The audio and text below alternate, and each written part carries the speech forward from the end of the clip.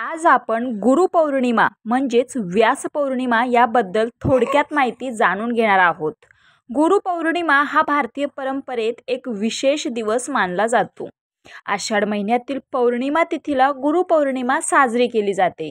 गुरुपौर्णिमेचा सण भारत, नेपाळ आणि भूतानमध्ये हिंदू, जैन आणि बौद्ध धर्मियांद्वारे साजरा केला जातो. गुरुपौर्णिमा ही पारंपरिकपणे एखाद्याच्या निवडलेल्या आध्यात्मिक शिक्षकांचा सन्मान करण्यासाठी साजरी केली जाते.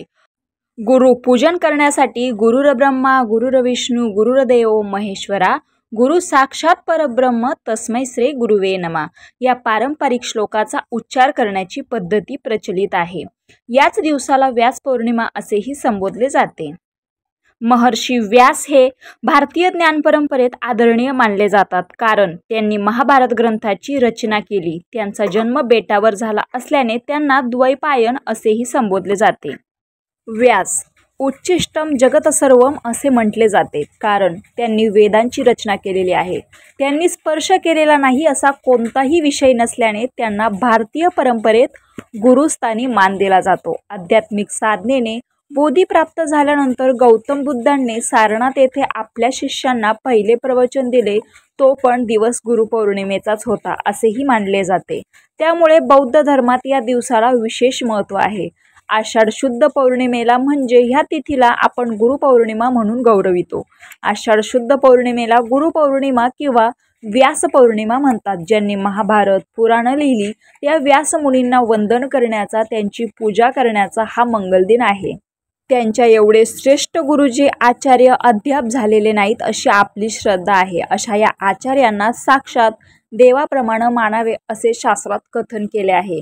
एवढंच नव्हे तर महर्षी व्यास हे भारतीय संस्कृतीचे शिल्पकार आणि मूलाधार मानले जातात. ज्या ग्रंथात धर्मशास्त्र, नीतिशास्त्र, व्यवहारशास्त्र, मानसशास्त्र आहे असा सर्वश्रेष्ठ ग्रंथ त्यांनी लिहिला.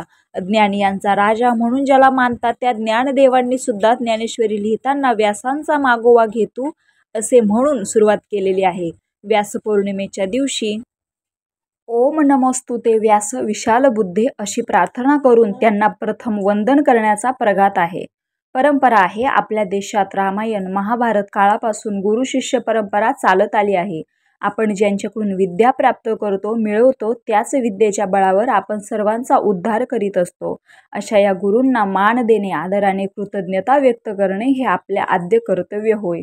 महर्षी व्यासांपासूनच अशी प्रथा रूढ झाली, ती आजपर्यंत तशीच आहे. दत्तभक्तांसाठीही हा पुण्यवान दिवस आहे. या दिवशी शिष्य आपल्या गुरुची पंचोपचारे पूजा करतो, आपल्याला मिळालेल्या कृपादानाबद्दल कृतज्ञता व्यक्त करतो आणि पुढील वाटचालीसाठी आशीर्वाद घेतो.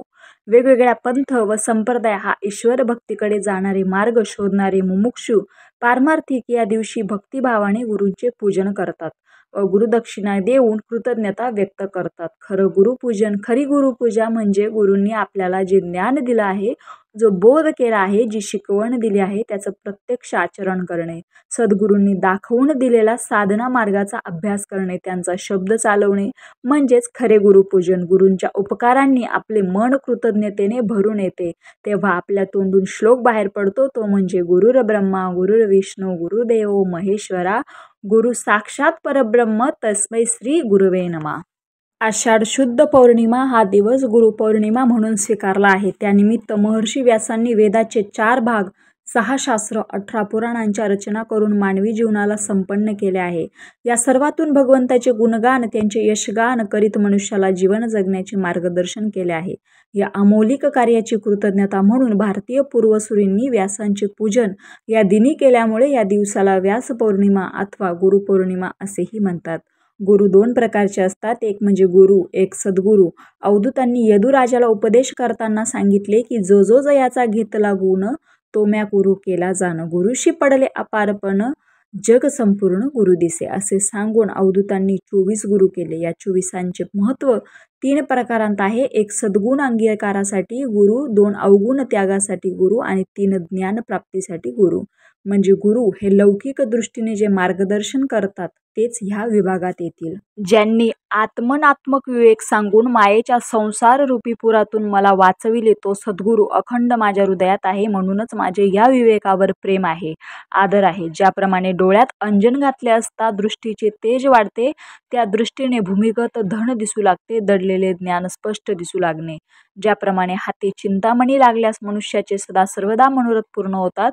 गुरुचरित्र या ग्रंथात श्री गुरूंच्या लीलांचे वर्णन असले तरी गुरूंच्या ध्यानाचे, सेवेचे, भावाचे, पूजनाचे महत्त्व सांगितले आहे. कलीने ब्रह्मदेवांना गुरु शब्दाचा अर्थ विचारला तेव्हा ब्रह्मदेवांनी सांगितला की कार म्हणजे सिद्ध होय, कार म्हणजे पापाचे दहन करणारा, कार म्हणजे विष्णूचे अव्यक्त रूप.